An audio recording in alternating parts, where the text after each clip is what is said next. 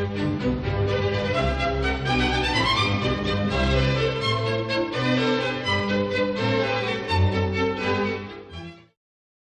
everybody, Adrian Fuentes here. Did you know that the Democrats of Greater Tucson has a website, thedgt.org, and if you subscribe, it's only 20 bucks. You can support this great weekly communication where folks get together. Sometimes there's candidates, sometimes folks like me pop on to help understand what's going on in the world. The Democrats of Greater Tucson, thedgt.org. Join up today. Abbie, the Democrats of Greater Tucson welcome you, and you have the floor. Awesome. I'm gonna go ahead and share my screen here.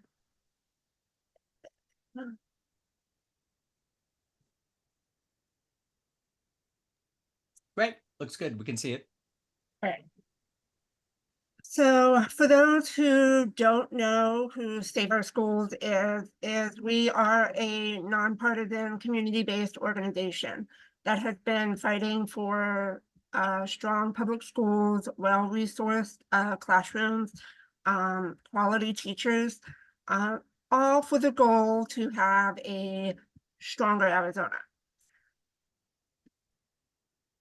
So I'm gonna bring like a brief overview. Nothing has changed regarding the schools that families are picking. 92% of Arizona families are still choosing public schools. So this is the combination of district and charter. And the reason why that we combine them is because they are being funded from the same general fund. We are 49th in the nation for per pupil funding. We are low.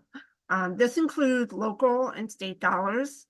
So this is, more than a voucher, but a voucher siphons away state dollars. So the average funding for local dollars is about $4,000, and that includes your, your bonds and your override, your property taxes, anything that comes in from a fundraiser, from a PTO or a PTA. So that is about like 6,500 in state dollars per child. So Arizona is in a tough spot financially. We have a whopping 835 million budget gap this year, and we are looking at even a bigger shortfall next year of $879 million. This pinch in funds is largely due to Governor Ducey's flat tax plan, which includes tax breaks for the wealthy, and the expansion of school vouchers, which is also a coupon for the wealthy.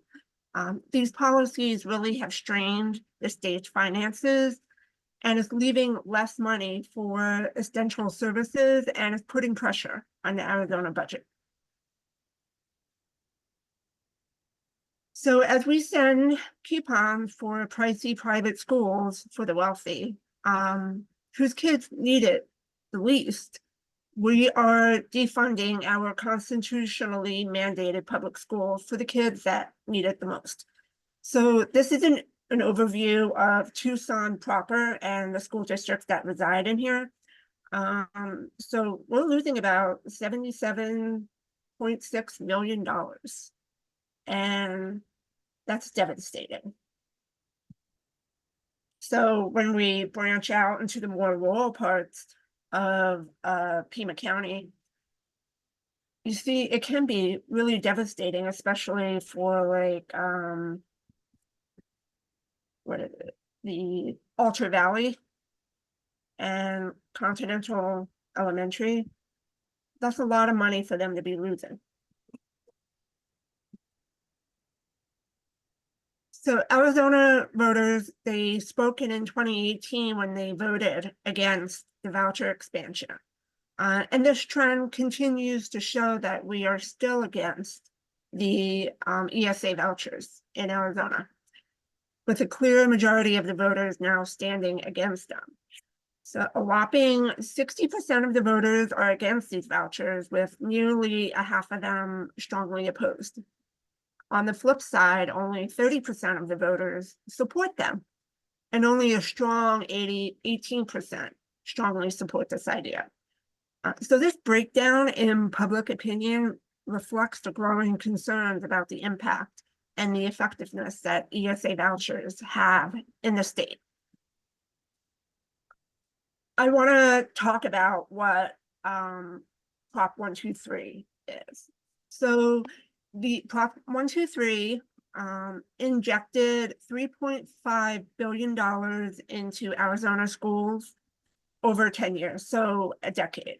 And it restored crucial funding that was lost during the recession. It resets the base level per student, and it ensures that the funding had an annual inflation adjustment in there as well, which is really vital for sustaining quality education.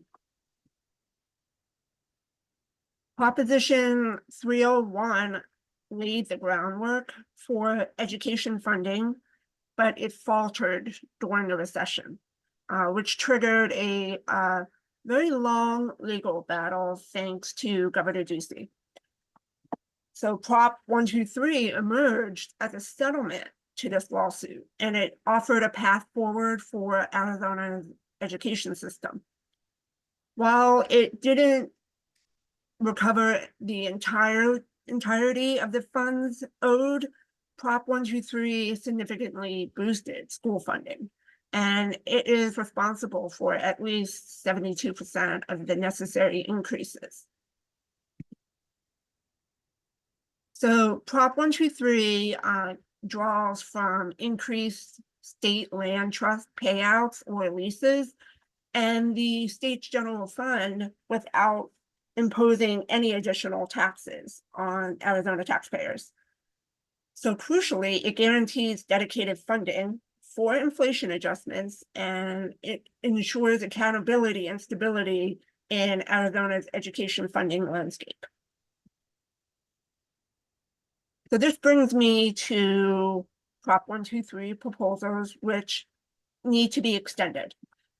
So both the Republicans and the Democrats in Arizona want to keep Proposition 123 going.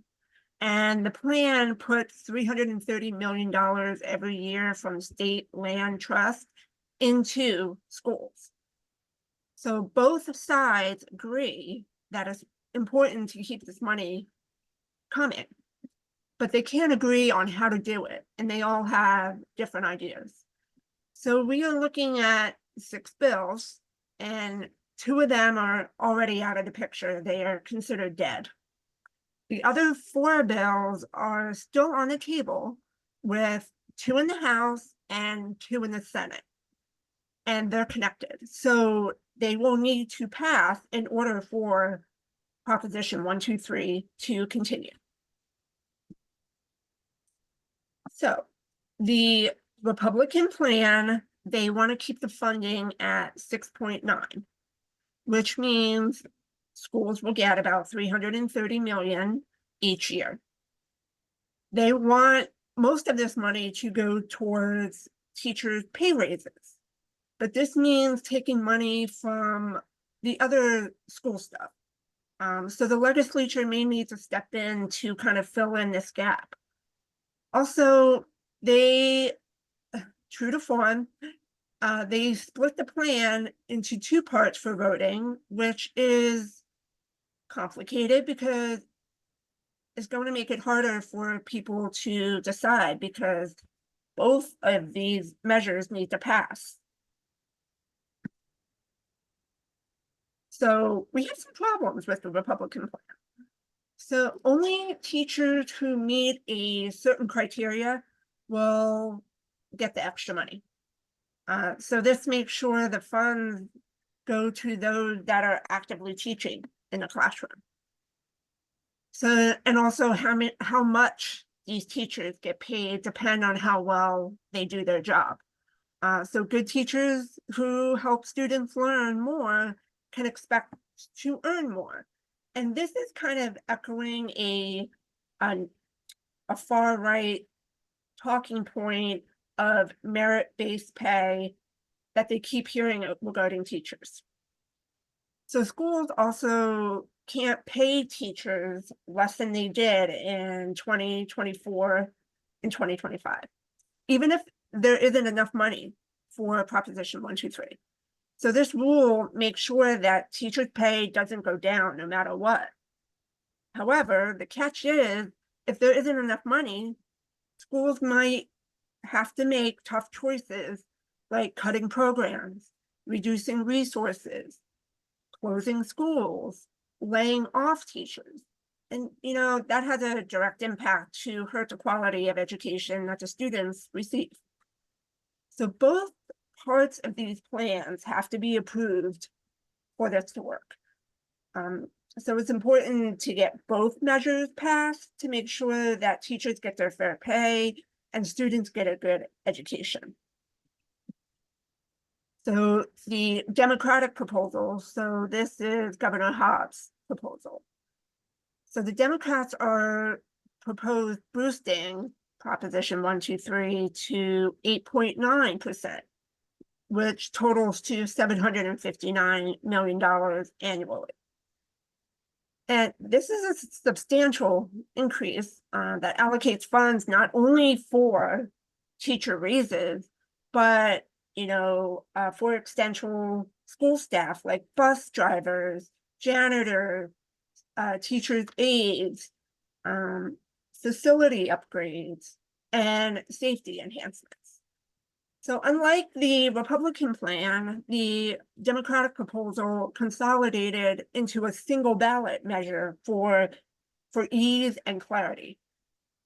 However, these bills are considered dead because they never really got to be heard. So the current status of the Republican bills that are still just in limbo, we are at a standstill with Prop 123 extension in here. So we have 4 bills, 2 in each chamber, and we need both the House and the Senate approval. House Republican has chosen to make amendments rather than trying to talk across the aisle and engage in bipartisan negotiations. However, they're having some differences within the party, and those are causing delays. So David Livingstone did an amendment to the House version. He wants to cut the land trust payout to 5.5%. Whereas the Senate Republican, which is led by J.D. Mesnard, wants to stick to the original 6.9. So now we have 3 different proposals about what to do with Proposition 123. So we've had no progress on these since February 20th. These bills are really stuck in limbo. So, do you have any questions about Prop 123? We have a question from Gail. Gail, thanks for being here. Thank you. My question is, when Prop 123 was passed several years ago, did it have a period for which it would run? Why is it being renegotiated now, I guess is the question. My understanding is because they only do it in 10-year increments. So now we're coming up on the end of the 10 years, so now it needs to be extended. Okay, thank you. That was not clear to me at the beginning. Okay, Mike, do we have any questions in the chat room? Karen has a question about the vouchers, general question about how we might accomplish doing away with those. I think, do you have more of that in your presentation that you want to deal with later, Abbie? So, it really comes down to flipping the legislature if we want to make any kind of progress with the voucher. Unfortunately, the governor's office is not communicating well, I wouldn't say the governor's office is trying to communicate with the Republicans, but the Republicans are going more right than they are coming to center. And there has been really no communication. And until we flip the legislature, we're really not going to make any headway regarding this voucher situation. Yeah. We have Christine Marsh that attempted to put a bill in that we just wanted some transparency and accountability. We wanted more data. They would not hear the bill. It is a mess. So this upcoming election is super critical. Like, if we can't flip the legislature, we're not going to make any headway. Yeah, the leadership of the Republicans have pretty much indicated this is a hill they're willing to die on. They're not willing to make any changes whatsoever to the voucher program that they've struggled for 20 years to institute. And it's been a legal campaign that they took through the courts in order to get the Supreme Court reoriented to the point where this is constitutional, presumably under the precedents set by the Arizona Supreme Court. I don't know if it's constitutional according to text. That's another question altogether. But yeah, this is not something that as long as they're in control, they're not gonna budge. They don't want anything. So now you have the Department of Education, who has had employees that figured out how to really scam the system and make way with like over $500,000. Mm-hmm. So if this is the kind of stuff that's going on in-house, what is stopping the rest of Arizona to try to scam? Yeah, there's very little actual accountability or control other than, catching people committing fraud and taking them to court and charging them criminally. Yeah. So I have a question about the vouchers, if you could. Do we have any kind of information about the income of the people who are claiming these voucher credits? Do we know like what percentage of the funding is going to like the top 10% of earners here in Arizona or anything like that?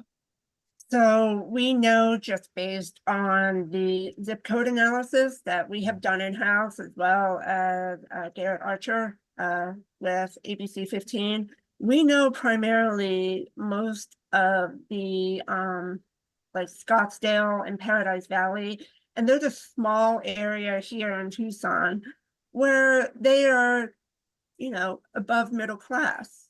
Mm-hmm. These have been people that have been paying for private schools all along. They are not middle class or beneath that. Yeah. So we know this is truly just a coupon for the rich. It is, and they are touting it as school choice. And I can tell you right now, as a parent, I have so much school choice. I have bopped around from a charter to considering homeschooling and realized I am not meant to be a teacher.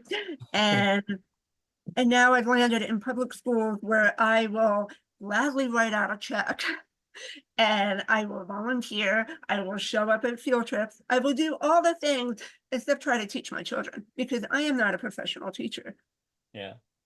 And we know that they're saying that public families are leaving public schools in droves. That is not true. And it's not true in Marana.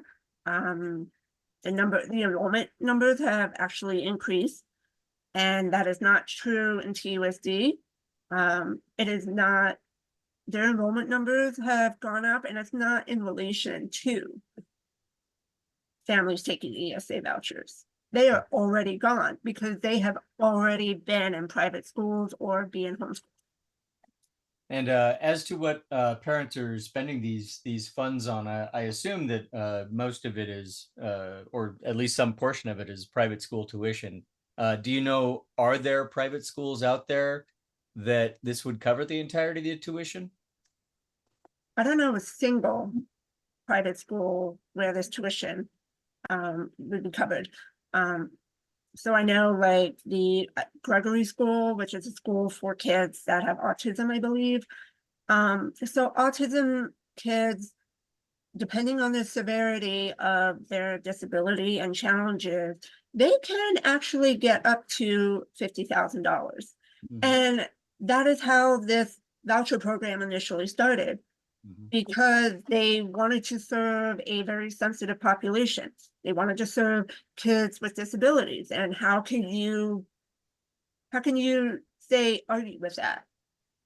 So I know it could possibly pay for the Gregory School, but for Pushridge or for, any of like Great Hearts, it's not going to pay for the tuition.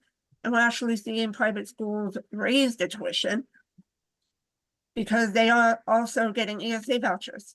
They have to protect their bottom line. Yeah. And your question about what is being purchased with these things, so we have seen, bouncy houses paid. We have seen chicken coops purchased. We've seen espresso machines, Pelotons, a $9,000 sewing machine, which I can't think of any single reason other than this was a purchase that was intended to start a business. Yeah. I just can't see why any child would need a $90,000 one. Also, freeze dry machines. So these are not quite educational at first glance, but you have parents that are just hopping on ChatGPT and say, hey, build me a curriculum around freeze dry food. And that is all they need to submit to get reimbursed. Wow. And we are also seeing again, this voucher program was made for kids with disabilities. We are now seeing a deprioritization of these families that depend on this money for different types of therapies. They are slow to get reimbursed, whereas folks that are going to private school, they are getting immediately reimbursed.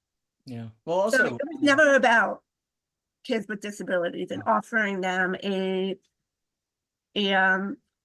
new way of being educated.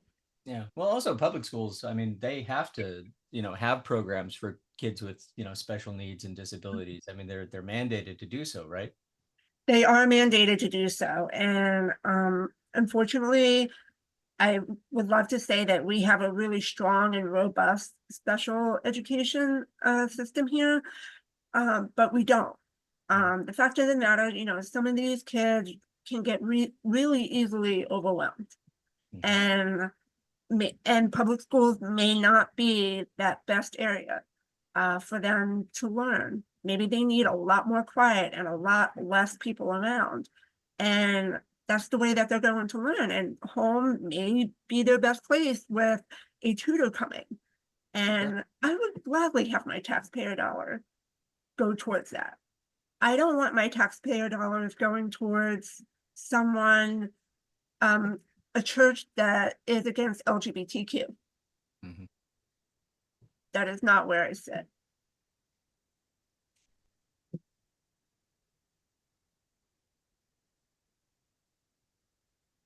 Susie Anderson asks in the chat, I guess it's almost a rhetorical question. Why should we hope for Republicans to talk across the aisle when they won't even agree with each other? I think that's a sentiment we can all resonate with.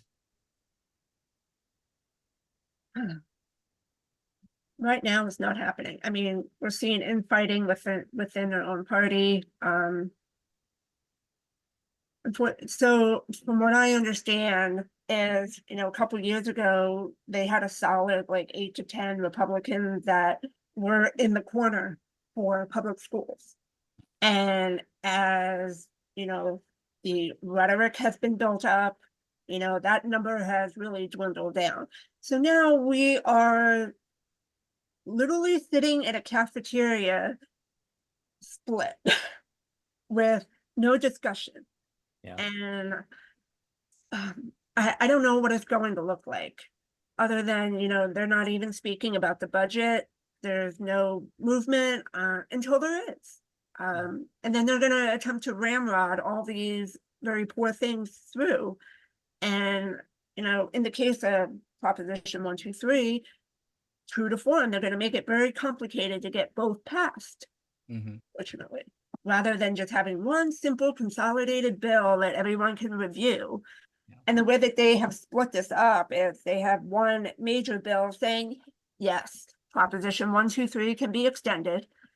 But, you know, the devil is in the details, where the second bill is all this fine print that, you know, charter schools and public schools need to comply with. And it is also echoing this rhetoric.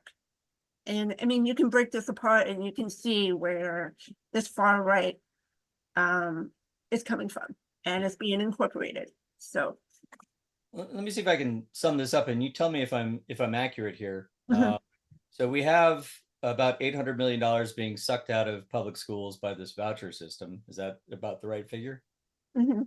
And then if it seems almost as if they don't want Prop 123 to be renewed the way they're going at it, making it more complex than it needs to be, and trying to fund it as little as possible. But if that fails, if we fail at this effort to reauthorize 123 for another decade, then they're going to be losing another $600 million roughly. Mhm. And so that's like $1.4 billion sucking out of our public schools in one fiscal year. Is that accurate? And how much of our total school budget is that? And how is that going to impact our public school districts? That's a great question, and I cannot answer that. I don't have those figures right off the top of my head, but I do Sounds like a know that disaster to me. the figure that's being passed on to me is, there is a $1.7 billion shortfall. Yeah. That somehow the Republicans are going to need to check their couches to find the spare change for this. Well, we have another question from Gail. Gail, unmute yourself. Thanks. Yeah, so if these two propositions actually get on the ballot and get voted down, which we hope that, people will do. If they get on the ballot, this is the presidential, so, the ballot is already full. And we know that, there's just a 25% drop off from people electing at the president and getting all the way down to propositions. There is going to have to be a major education campaign about this. I guess my question is, do we want them to fail and hope that we are flipping the legislature and can do something about it in the following year? Well, if we flip the legislature, the best path forward would be to have Governor Hobbs call a special session on the first day of the legislative year to make some kind of decision about Prop 123. That is the best path forward. Okay, so Okay. I should. So We have a question from Ann Storm. Let me clarify. So if these two are on the ballot, should I be voting for them or against them? I don't want to give you a position Okay. right now, because we have no idea what the final result of these two ballot measures will be. Okay, they're still preliminary. It is very preliminary. We started with 2 and now we have 3 and we have no idea what it's going to look like. So right now it's just sitting, collecting dust. And it seems All right, very thank you. unlikely to me that it'll be a good faith effort to fix the issue. However. Okay, Gail, thank you for that point and question. Ann Storms has a question. Not so much a question as a comment on this subject that is very near and dear to my heart. I have worked with Abbie on several occasions, and she has really given her heart and soul to this issue. And I would encourage everybody to sign up for the SOS newsletter, Sandwich Schools newsletter. And Abbie, at some point, I hope you would highlight the program you're going to have on the 17th of March on Zoom. I am trying, in an effort to try to bring my volunteers together. I am finding that the fire hasn't been quite lit under a lot of the volunteers here, because the election isn't close enough yet.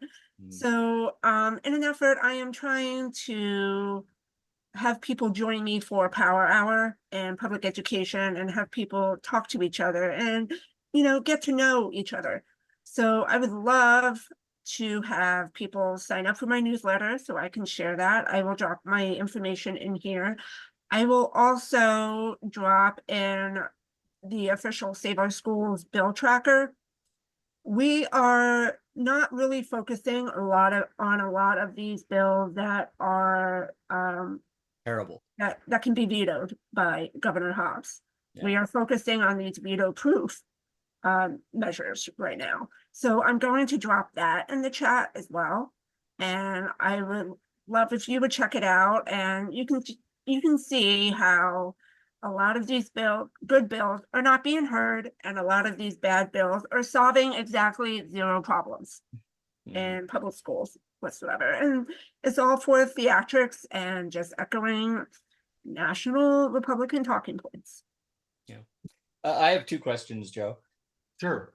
The first is, are there any other ballot referrals moving through the Arizona legislature at this point that that target or concern public schools, other than the two that, well, I guess 4 bills that you mentioned that are mirror bills in the House and Senate? So there's a few. So there's SCR 1007, and that would ask voters to ban Arizona public entities, including public schools, from signing contracts over $100,000 with companies, unless they agree not to discriminate against gun manufacturers. So that would present a huge hurdle for the procurement process, from everything from like building facilities and purchasing supplies, unless you agree with the NRA. The other one is, this is a flashback from last cycle, where John Kavanaugh wants to ask voters to ban trans kids from using school bathrooms and changing facilities and sleeping quarters that align with their gender identity. Most people know that trans kids go without drinking water, so they don't go to the bathroom. This should not even be an issue. So that one is SCR 1013. Oh, let's see what else.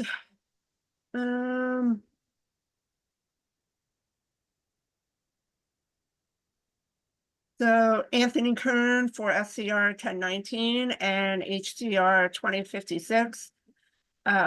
He wants to ask voters to enshrine racism in the state constitution. What? So no.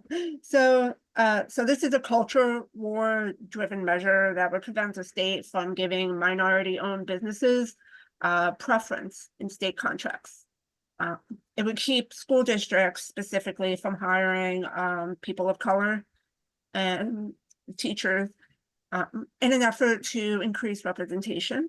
It would block teachers from discussing inclusion and equity issues, despite the 14th Amendment, and ban certain content from being taught in schools. So this really has a negative impact on student learning, as well as teacher retention and recruitment. What else? That's the proposition. SCR 1041, also by J.D. Mesnard, would ask voters to change the state constitution to allow anyone to sue to knock a citizen initiative off the ballot on grounds that it's not constitutional. So this is just another measure to stifle citizen initiatives. And to increase HCR 2040, sponsored by Austin Smith, would ask voters to ban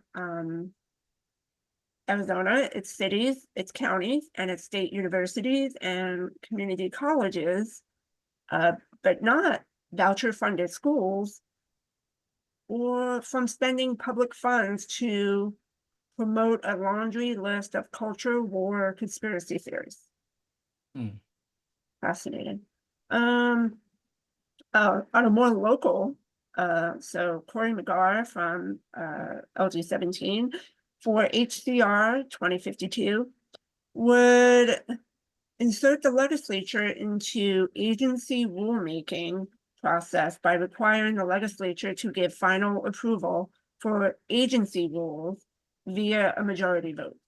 So this is a kind of an absurd overreach that would prevent our state agencies from actually doing their job. Yeah, attacking the administrative state. They're doing that to the federal level too. Mhm. So there's a few, so I'm gonna drop this in the chat. So this is what we call our bill tracker, Yeah, I followed it. It's excellent. and it gets updated often.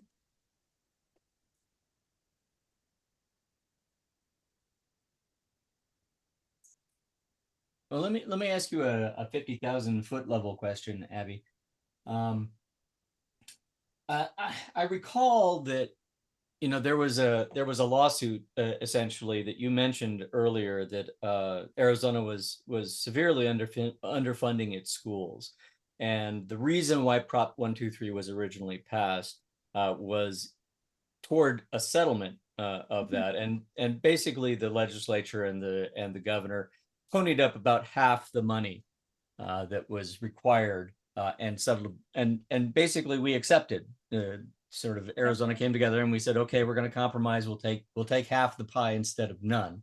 At what point does it become again an issue of unconstitutionally underfunding our schools, and they're in violation of that settlement, and we have to revisit this issue in the courts or however we might approach that? That they're once again criminally, well, maybe not criminally, but constitutionally underfunding our schools. At what point does that happen? That's a great question. I do not have the answer to what the numbers need to go below for, I believe it's, if I recall and if I understand why this lawsuit against Governor Ducey violated, I want to say, the Voter Protection Act or Voter Initiative Act, and that is why it was being called in, because we need to constitutionally fund our public schools, but there's no metrics in the Constitution. So that's a great question, and I'm going to ask Melinda that, see what it needs to drop down beneath in order to have another lawsuit filed. But the fact that Prop 123 has inflation measures built in, and we are living in a time of high inflation, and it's more than critical now than ever to have that type of money and have it be adjusted. Yeah, and I mean, it is again a political question, but it's also a constitutional one, because I mean, things like our Constitution say public schools and universities must be as nearly free as possible. That's obviously open to a wide variety of interpretation, but at some point you get too far away from nearly free and it becomes an issue. I see that Joe has stepped away from his desk, so I'll step into the moderator position for a minute and call on Susie. She has her hand up and I think she has a question. What I was wondering is, pre-pandemic, there was strong support for Save Our Schools. Is that ground swell of individuals still in effect? I know one young man at Monzo who is a strong leader in Save Our Schools, but I haven't seen any work toward getting people involved again in groups in their area for Save Our Schools. What is happening on that front? So I'm the Pima County organizer for Save Our Schools. So this is the first time that we've had Save Our Schools presence. And over the years, Save Our Schools, and most people will know them as, this was an organization that was front and foremost regarding the voucher expansion. And they were out there collecting signatures to, refer it back to the ballot and let Arizona voters make a choice. So we haven't had any of that. So while we may appear to be a little passive, we are, providing support for our candidates, our pro-public education candidates at the House and the Senate level. And we are also watching our school boards. So I would love if you would join my email. So you would see that I would have plenty of opportunities for you to come out and maybe table, do voter registration, phone banking, just walk around and talk with people. For example, I have a volunteer opportunity. There's a Marana Founders Day coming up this Saturday, and we would love to walk around and have people sign pro-public education candidates in LD 17, as well as school board candidates. But I'm trying. But Pima County, the big county. Yeah. Yes, it is. Steve Linder has a question. Yes. Hi, this question is really out of kind of a different thing. Recently, there's been a controversy involving what I like to call our superintendent of private instruction, Tom Horn, and he concerning bilingual education and English language immersion, concerning how non-English speaking students are taught in public schools. And I was just wondering if SOS takes a stance on that, because the school districts disagree with how those children should be taught as far as English language immersion and bilingual and such. And, does SOS have a stance on that at all? We do not align with Tom Horn, and I would be very happy to report that I believe over the weekend or on Friday, the judge threw his lawsuit out regarding this. So we do not align with how Tom Horn views dual immersion. We believe that it should be an option, especially for, those families that speak bilingually at home. They should have that option. And fortunately, the judge also agrees.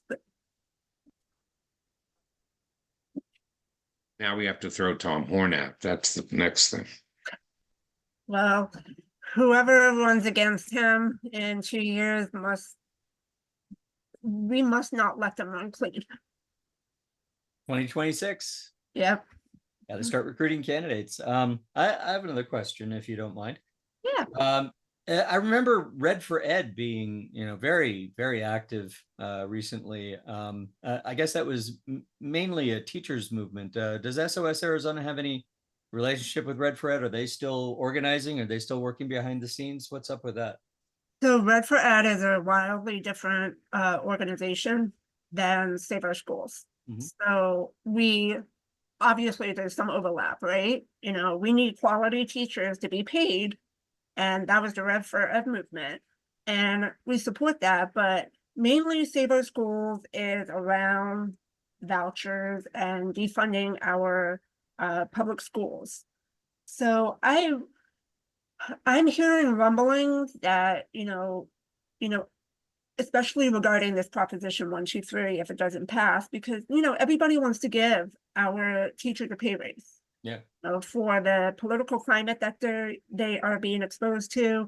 And we don't actually have a problem with having enough certified teachers in the state. We have well over 120,000. We have a problem with, finding teachers that are willing to put up with the crap, basically. Yeah. I couldn't come up with a more delicate way of putting that, but it's basically it. Like, I don't think there's any reason to be delicate around the issue. I don't know. I'm just going to cut to the chase and just deliver it that way.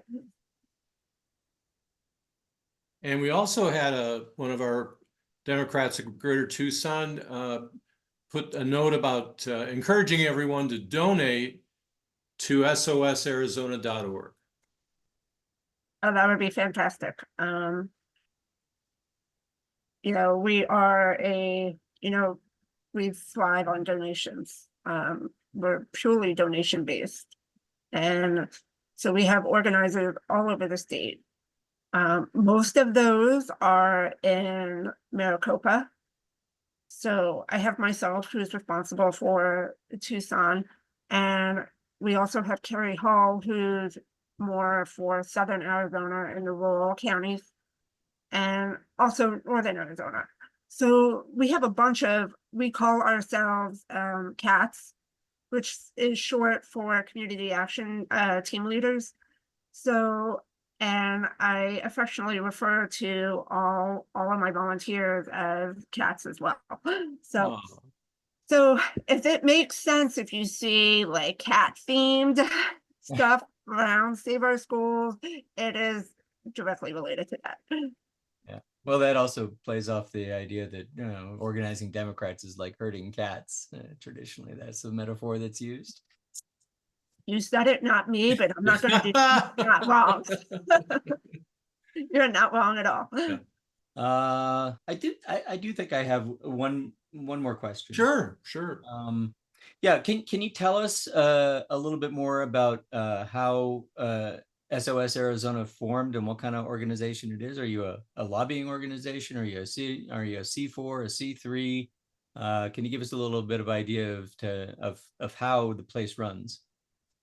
So we are a C3 and a C4. So in 2018, regarding to the Republican legislature trying to pass a universal voucher, the response was Save Our Schools being organized and doing all of these petitions to get the the bill referred to the ballot. So that is how we formed. And so now we are a C3 and a C4. So right now I am doing a bunch of C3 work, talking to you all, educating you. And this weekend I was doing C4 work with canvassing down in Rita Ranch, which I had a lovely time down there. The folks, I had great conversations at doors, by the way. So if you want to, also follow LD17 Democrats, they are hosting canvassing events as well. I try to put them in my email list as well, so you can join. But that's how we formed, and that's how, we engage with different clubs and different organizations, just, educating people. This is very complicated stuff to be talking about, and not a lot of people understand truly how public schools are being funded.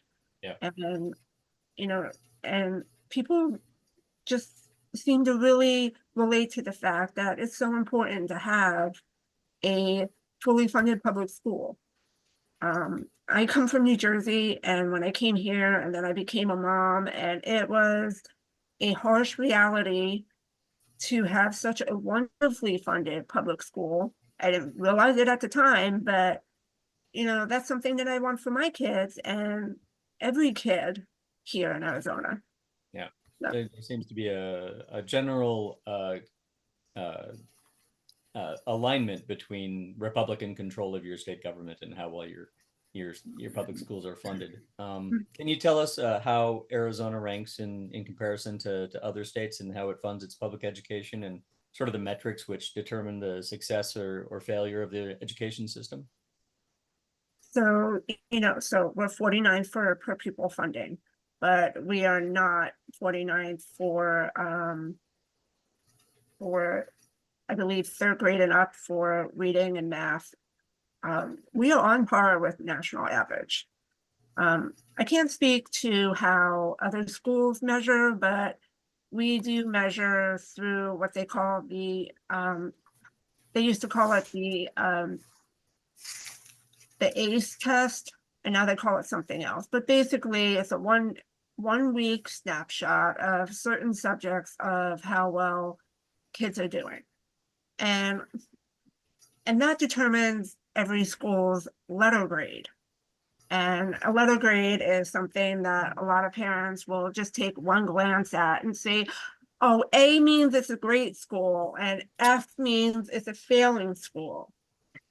But what they don't realize, maybe these D, E, and F schools are not being properly funded. They don't have quality teachers, or they're missing a lot of the staff that would make it a wonderfully and enriching school. Well, they have poor facilities and kids can't concentrate, and or they don't have proper textbooks or updated education. Even air conditioning. Yeah, or even air conditioning. Marana High School, for example, is every monsoon season, as soon as it rains, that air conditioner goes out, and it takes a couple days to dry out. The school cannot do anything. So the school cannot do anything until it dies completely for insurance to kick in. So. Okay, Susie Anderson has a question. Okay, what I was wondering is if Alec, the organization from the Koch brothers, or the Koch brother, is writing some of these bills, or if our Republican legislators are just coming up with these weird ideas all on their own. So our Republicans get an F for originality. That is exactly what's happening. So we are seeing these, these copycatted type of bills just being reused across multiple states. So we see one pop up in Florida, and then we see another one pop up in Arizona, or another one in Ohio, and more in Texas. A lot of states are using, a lot of red states, I should say, are trying to use Arizona's voucher language as well. So yeah, there's no originality here. So the only one that I could really think of for, originality comes to, unfortunately, I have to say, it is Justine Blatzek. So she had a very specific bill that I actually support, because it expands the list of disabilities that have Willis-Prader syndrome. And I 100% support that. So those families that have children that suffer from that disease, or that's symptoms of that, they can get help from DDS or DDD. So I do support it. So that's an original bill. So awesome. And I would love to see more of that actually, impact people here. But that, in general, that's not what we're seeing here. And I hope for everyone can review the bill tracker. You start making these connections with, these this ramped up rhetoric and how it's being inserted into our legislature.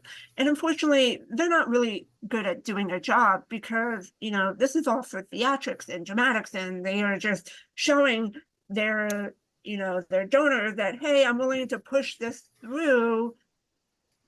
But we here are not really asking for those type of bills. So, and then they end up getting vetoed. So. Okay, well, thanks for a great presentation today, Abbie Hlavacek. Learned a lot, reinforced a lot, and we're with you 100%. So we really appreciate you. Yes, let's give her a nice warm welcome from the Democrats of Greater, and thank you from the Democrats of Greater Tucson. Thank you. I've really enjoyed this. Thank you for all the questions, and I'd love to come back another time. Yes, okay, well, we'd like, and I would love to see you all out canvassing with me, is what I really would like to see. Yes, indeed. Yeah, that's a great idea. Hey everybody, it's Senator Mark Kelly. As all of you know, Arizona Democrats have had a lot of important wins over the last few years. We won 2 U.S. Senate races, and we delivered Arizona's electoral votes to President Biden and Vice President Harris. We elected Governor Katie Hobbs, Secretary of State Adrian Fontes, and Attorney General Chris Mays. Now, those elections were close, and our victories mattered. Arizona Democrats from the federal to the local level have delivered real results for our state on critical issues like combating climate change, lowering prescription drug costs, protecting the right to vote, and preventing more restrictions on abortion access. The Democrats of Greater Tucson offers the opportunity to hear from elected officials and candidates about that important work and the issues that matter to them. That information will be invaluable as Arizonans head to the polls. So this election cycle, whether you're signing up to knock doors, make phone calls, or joining the Democrats of Greater Tucson to hear from and speak to Democrats in our area, please know that your voice matters and we need you on this team. Thank you.